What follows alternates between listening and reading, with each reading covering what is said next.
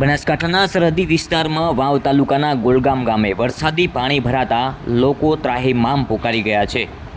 વાવના ગોલગામ ગામે વરસાદી પાણીનો ભરાવો થતાં ગામ લોકોની મુશ્કેલી વધી છે. આગળના ગામોમાંથી વહેતા પાણી ગોલગામ ગામે દલિત સમાજના એક કુટુંબ પશુપાલન સાથે સ્મશાનમાં રહેવા માટે મજબૂર બન્યો છે. સ્મશાનમાં આશરો લીધો છે. તંત્ર દ્વારા કોઈ મદદ ના મળતા લોકો ભગવાન ભરોસે. જો જૂનું પાણી વહેણ ખોલવામાં આવે તો પ્રશ્ન હલ થઈ શકે તેમ છે.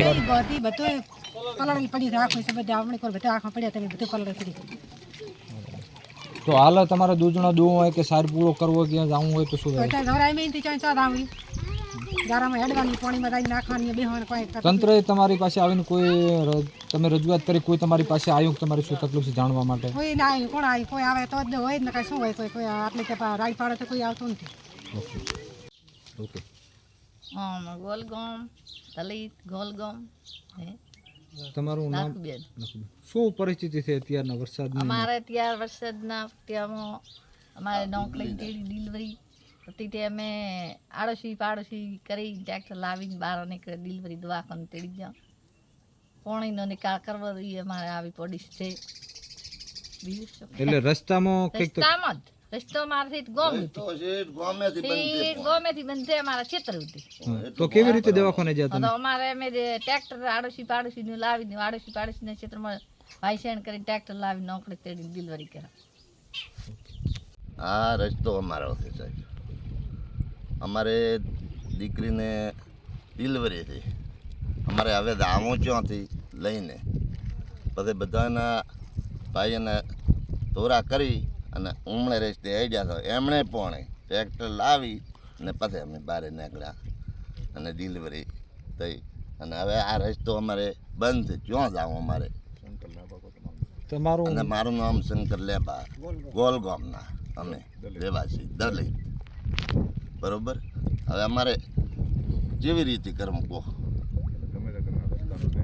અને ગમે તે કરીને આ રસ્તાનો નિકાલ અમારે કરી ગયેલો. કેટલા દિવસથી આવી પોઝિશન થઈ? અમારે આ તો પાણી ગણો ને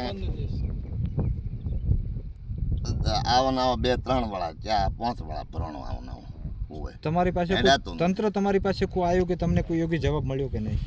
કોઈ નહીં. ગોલગામ સાઉદી ધર્મા દલિત.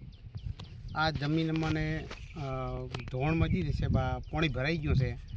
આનો સરકાર શ્રીને અમે વિનંતી કરીએ છીએ કે આ ડૂબમાં મારી પાણી ધોણું પાણી બંધ થવાથી આ પાણી મારી જમીન ડૂબમાં થઈ ગઈ છે.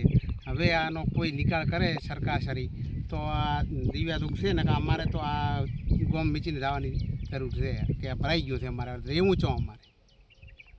આ મારી સાથે જે દલિત ખેડૂત છે સવજીભાઈ ધર્માભાઈ દલિત, એમની 3 એકર ને 14 ગુંઠા જમીન છે. અને જે જૂનો પાણીનો નિકાલ હતો એ પાણીનો નિકાલ બંધ થવાના કારણે એમના ખેતરની અંદર પાણી ભરાઈ ગયું છે. અને અમુક જગ્યાએ તો 6-6 ફૂટ જેટલું પાણી છે. જે જૂના પાણીનું વહેણ હતું એ ચાલુ કરવામાં આવે અને જો નિકાલ કરવામાં આવે તો એમની જમીન બચી શકે એમ છે અને એમનું ઘર ગુજરાન પણ ચાલી શકે એમ છે. રાષ્ટ્રીય કિસાન સંગઠન ગુજરાત પ્રદેશમાં પાણી ભરેલું છે. અમારી આવી છે તો આવી છે દશા અમારી માલ ચો બધો અમારે ખાતર બધા વળી ગયા છે.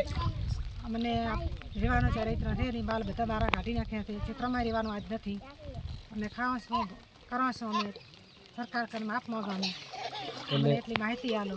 આ કેટલા દાડાથી તકલીફ છે? 15 દાડાથી તે તકલીફ. 15 દાડા. તમારું પશુપાલન ક્યાં છે?